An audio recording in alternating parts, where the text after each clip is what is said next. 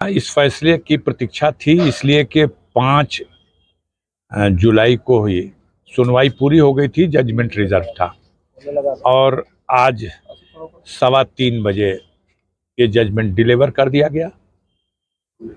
इस फैसले से हमारी अपील जो गाजीपुर के एमपी एमएलए कोर्ट से पिछले साल 29 अप्रैल को हमारे विरुद्ध गैंगस्टर एक्ट में 4 साल की सजा का आदेश और 1 लाख के जुर्माने का जो दंडादेश पारित किया गया था, मेरी अपील उसी आदेश के विरुद्ध थी और सरकार की तरफ से भी अपील दाखिल हुई थी कि 4 साल की सजा कम है, बढ़ाया जाए, और विपक्ष की तरफ से भी अपील दाखिल हुई थी।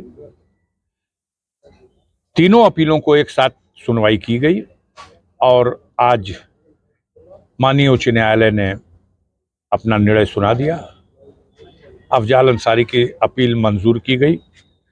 गाजीपुर न्यायालय के द्वारा दिया गया वो दंडादेश जिसमें 4 साल की सजा और 1 लाख का जुर्माना था, उसे खंडित कर दिया गया और सरकार की सजा बढ़ाने की अपील या विपक्ष की सजा बढ़ाने की अपील खारिज कर दी गई। सर, देखा जाए तो हाई कोर्ट ने निचली अदालत के फैसले को पूरी तरह पलट दिया है। अब पूरा फैसला तो नहीं पड़ा है, लेकिन ये जरूर है कि वो फैसला टिकने लायक था ही नहीं जिस दिन हुआ था उस दिन भी, लेकिन मैं तो उसी दिन अंदर कर दिया गया। समीक्षा तो बाहर आप करते हैं, आज उसकी समीक्षा कर दिया माननीय उच्च न्यायालय ने। जब कानून के तराजू पर तौला गया तो अंतोगत्वा भारत की जो न्यायपालिका है, आज के फैसले से उसके प्रति विश्वास में और मजबूती आई और वृद्धि हुई है। आपके पक्ष में फैसला आया है। पिछले वर्ष जब फैसला निचली अदालत में आपके अगेंस्ट आया था तो आपके सियासी जीवन में एक ब्रेक जैसा महसूस हुआ होगा, और आज क्या ये ठहराव खत्म हो गया? नहीं, वो ब्रेक तो आया। आपको पता है कि 29 अप्रैल को सजा हुई और उसी दिन से मेरी सदस्यता खत्म हो गई। 14 दिसंबर को, पहले तो 24 जुलाई को माननीय उच्च न्यायालय इलाहाबाद ने मेरी याचिका जो अपील थी वो सुनवाई के लिए मंजूर की, मुझे जमानत दे दिया और 27 तारीख को मैं जेल से बाहर आ गया। लेकिन फिर मैं सुप्रीम कोर्ट गया क्योंकि सजा का आदेश निलंबित होना जरूरी था। उतने दिन सजा याफ्ता बना रहूं तो न चुनाव लड़ सकता था, न संसद के पद पर बहाल हो सकता था और न समाज में ही मैं अपने आप को एक स्वच्छ व्यक्ति मान सकता था। मैं सुप्रीम कोर्ट गया, माननीय सर्वोच्च न्यायालय ने ही इस सजा को, उसकी अपील तो नहीं सुन सकता था, लेकिन इस सजा पर रोक लगाई जाए इस स्तर पर जब सुनवाई किया था तो प्रथम दृष्टया ये महसूस किया था कि ये सजा का आदेश निलंबित किए जाने योग्य है और 14 दिसंबर 2023 को ही गाजीपुर के न्यायालय के सजा के उस आदेश को निलंबित कर दिया था माननीय सर्वोच्च न्यायालय दिल्ली ने। उस आदेश के बाद 11 जनवरी को लोकसभा से अधिसूचना जारी करके मेरी संसद की सदस्यता बहाल की गई और मुझे चुनाव लड़ने की योग्यता प्रदान की गई। फिर जो चुनाव हुआ है, मैं चुनाव लड़ा हूं और आगे जो घटनाक्रम हुआ है वो सब आपके सामने है। सांसद जी, ऐसे में आज का जो फैसला आने वाला था, इसको लेकर विपक्ष कई तरह के सपने भी सजे हुए था। सपना आप दिखाते हो, आपने गोला भाग करके बता दिया था। जैसे हम जब चुनाव लड़ रहे थे तो आपने गोला भाग करके बहुत सा संतोष दिया उनको कि देखो, कोई भी आदमी 84 के बाद 2 बार लगातार तो सांसद चुना ही नहीं गया गाजीपुर में, तो ये कैसे चुने जाएंगे। उन लोगों ने, बहुत से लोगों ने इसी पे भरोसा कर दिया, लेकिन मैं लगातार दूसरी बार और संसद के लिए तीसरी बार चुन लिया गया। उसी तरह इस समय कह दिया गया 29 तारीख तो बड़ी अशोभनीय है, 29 तारीख तो उनके लिए काला दिन है। अब इसको कौन जानता था कि 29 तारीख वो पिछले दोनों काली तिथियों को, उनके घाव को भर देगी। आज की 29 तारीख कितनी शुभ है। आज सावन का महीना अब भोले बाबा का प्रिय दिन सोमवार और आज की 29 तारीख शुभ ही शुभ है। सर, अभी आपने जिक्र भी किया था, इन दो तारीखों के अलावा भी आपके व्यक्तिगत जीवन में भी 29 तारीख बड़ी महत्वपूर्ण है, क्या है? मैंने सब बता दिया, अब उसी को बार बार छोटी सी बात। मैंने कहा 29 नवंबर 2005 को पहली बार अफजाल अंसारी के विरुद्ध किसी आपराधिक घटना का षड्यंत्र रचने का आरोप लगाकर प्राथमिकी दर्ज कराई गई, मुझे आरोपी बनाया गया। आगे चल के 29 दिसंबर 2006 को मेरे पिता स्वर्गीय सुभानुल्लाह अंसारी का निधन हुआ। फिर मैंने बताया कि 29 दिसंबर 12 साल बाद, पिता के निधन के 12 साल बाद मेरी माता स्वर्गीय राबिया बेगम का भी 29 दिसंबर को ही निधन हुआ। फिर ये भी मैंने बताया कि मेरे जीवन की एक कठिन घड़ी वो भी थी जब पिछले साल 29 अप्रैल को गाजीपुर के न्यायालय ने मेरे लिए 4 वर्ष के सजा का और 1 लाख रुपए जुर्माने का आदेश पारित कर दिया। और आज भी 29 तारीख है।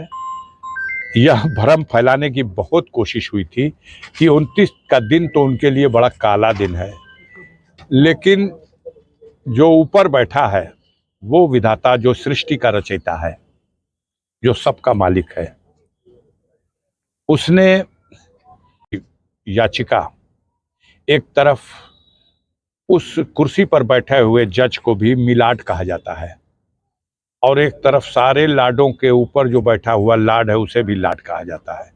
यहां हमारे वकीलों ने, आदरणीय गोपाल चतुर्वेदी जी ने, आदरणीय DS मिश्रा साहब ने, आदरणीय उपेंद्र उपाध्याय जी ने, आदरणीय अजय श्रीवास्तव जी ने कोर्ट के सामने अपना पक्ष रखा और ऊपर वाले जज के सामने गरीब जनता ने अपना दर्द उनके सामने बयान किया और परिणाम यह है जो आज मुझे न्याय मिल गया। और जो लगातार खबरें बनाई जाती थी, अब उस पर तो विराम लग गया है। कई चैनल वाले अभी सलाह दे सकते हैं, सलाह देंगे कि इसके लिए भी आगे सुप्रीम कोर्ट में अपील है, तो उसके लिए भी अफजाल अंसारी तैयार। सर, आपने क्षेत्र की जनता के लिए कोई खास संदेश इस मौके पर? सबको बहुत बहुत धन्यवाद, आभार।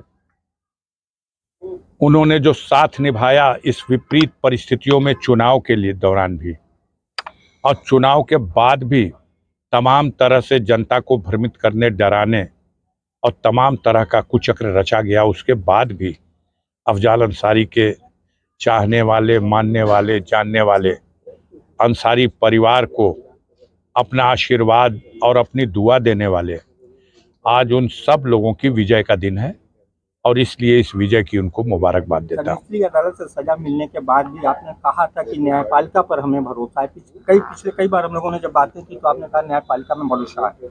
आज वो दिन ऐसा आया है, क्या कहेंगे न्यायपालिका पर? नहीं, हम हमेशा गर्व करते हैं। हमने तो विदेशों में भी ये कहा, एक बार परिस्थितियां ये बनी थी कि मैं सेंटर हज कमेटी का मेंबर था, as a member of parliament.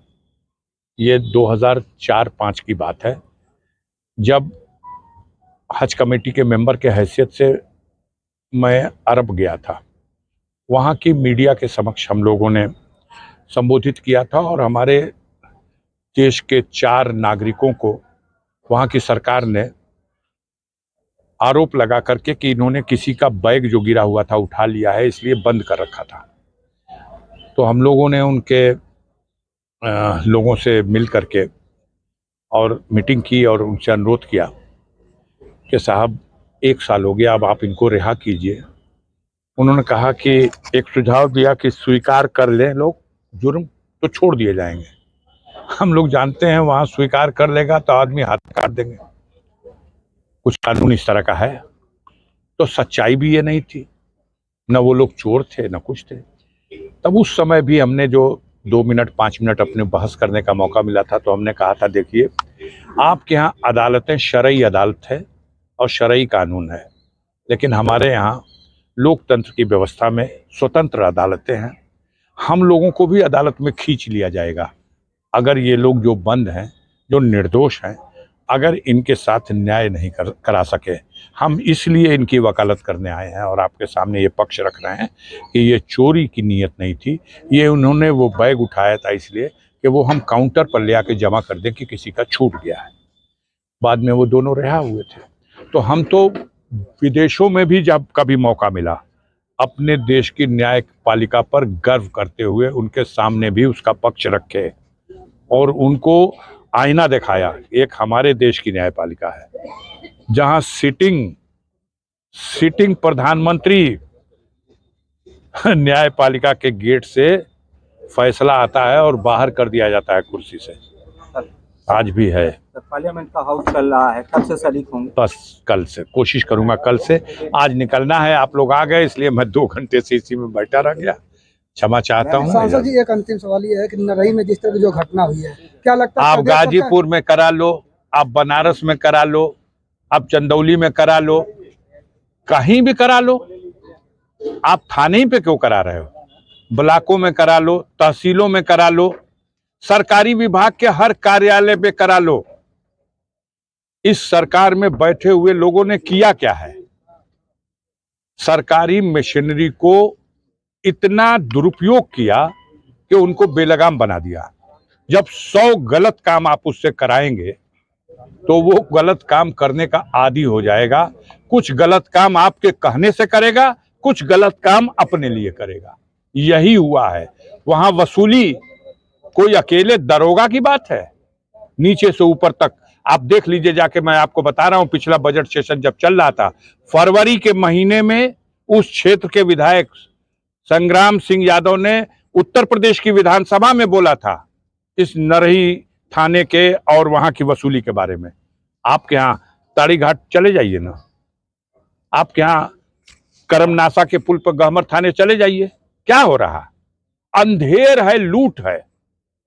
में अभी पूछना है, हमारे देश में चोर और बेईमान की संज्ञा दे दी गई राजनेताओं को, अब इनको छूट मिल गई है। हमसे तो भरवाया जाता है कि आप अपनी अचल संपत्ति, चल संपत्ति का विवरण दो। कोई भरवा ले इनसे, कोई भरवा ले। एक एक थाने पे बैठे हुए लोग 20-20 लाख, 50-50 लाख रुपया कमा रहे हैं। ये रुपया कहां जा रहा है? कौन इसकी जांच करेगा? कहां भ्रष्टाचार नहीं है? जेल में भ्रष्टाचार नहीं है? दिन भर में अगर पूरे जिले से 50 बंदी जेल भेजा जाता है तो दूसरे दिन उस बंदी के घर वाला 5,000 रुपया लेके जाता है कि बंदी को बैरिक दे दिया जाए, और फिर उसके बाद तो शुरू हो गया महीना। क्या छुपा है और क्या बाकी है? रग रग में, नस नस में एक एक बाल भ्रष्टाचार से भरा हुआ है। और हार की यही वजह है, आम जनता पसीना पोंछ रही है। महंगाई से जितना त्रस्त है उससे